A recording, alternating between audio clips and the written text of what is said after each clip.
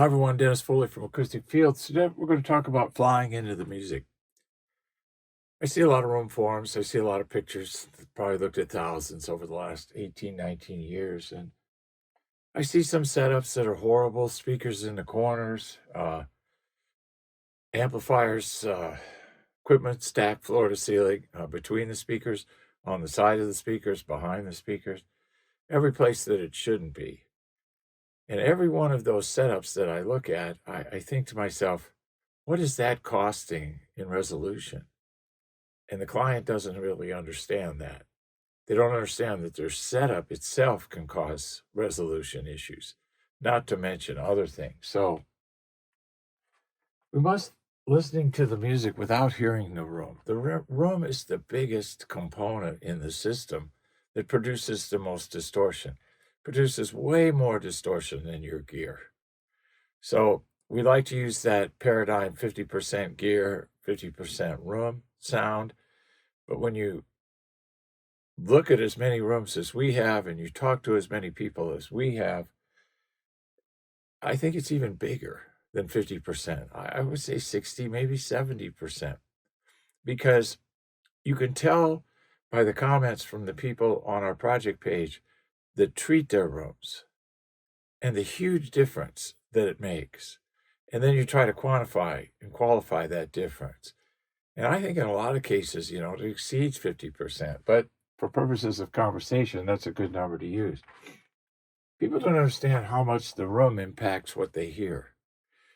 Until you hear it differently with treatment, proper treatment, you don't know what you're missing. And if your goal is to hear everything in your gear sources, and my gosh, you would want to. I mean, I saw some cables the other day at $1,000 a foot. If you're going to spend $1,000 a foot on cable and you're going to put that system with that cable in an untreated room, I don't understand. I don't get it. But there's a lot of things about human behavior I don't understand. But here's what I find in the business, and this is for consumers and professionals.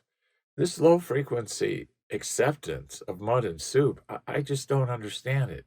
I fought against it for years. That's why I developed our carbon technology, because I never liked the low end of rooms I was in. And these were professional mix studios.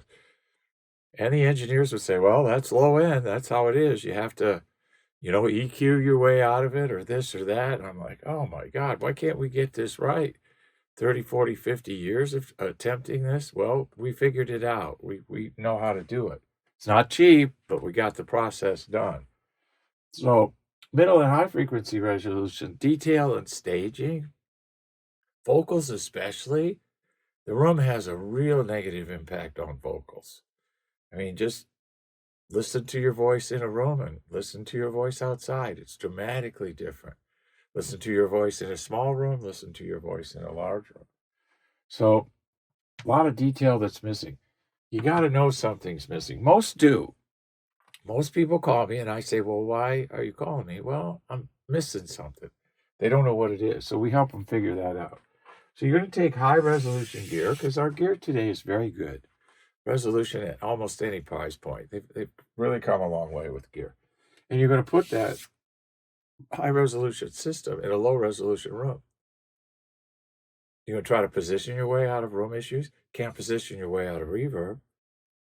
And I'll argue you can't position your way out of room modes. You may move here or move there, avoid one, but you'll get another. It's like whack-a-mole. So you're not going to be able to do that. Most are only hearing 30 to 50% of what their systems are producing.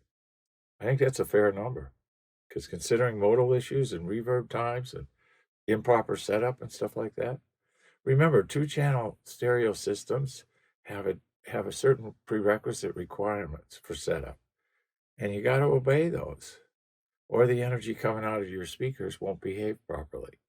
And what are we doing here when we spend $10,000 for a speaker and set it against a wall?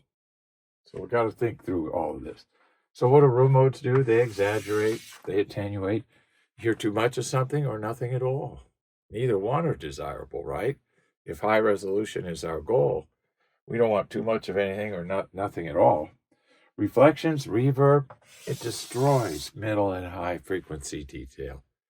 You got to get those reverb times down. Just ask any church about reverb. They'll tell you. Congregation members can't hear the spoken word and they can't hear the musical word. It's a constant battle. They build these big monuments with glass and ornamentation and no regards for communication. Makes no sense. Treat the room. Get the resolution your system can produce. Fly into the music. Increase that resolution. Enjoy your system. Get the room out of the way. It's not that expensive. You can treat a room for less than you'll spend on your gear.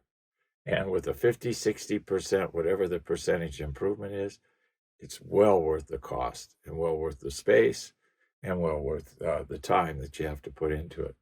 So fly into the music. That's the goal. We want to hear everything so we can enjoy it. Hope this helps. Thank you. Thank you for watching this video, and if you liked it, please give us a thumbs up. We also have a newsletter that you can subscribe to, so please do that because we offer special price discounts to only those on our newsletter. And then don't forget about our forum. We have started a forum on our own website where people ask questions, and I usually get a chance every couple of days to look at it. There's an interchange between people on the forum, and we'll give you real answers on a regular basis, so that'll help you. Thank you.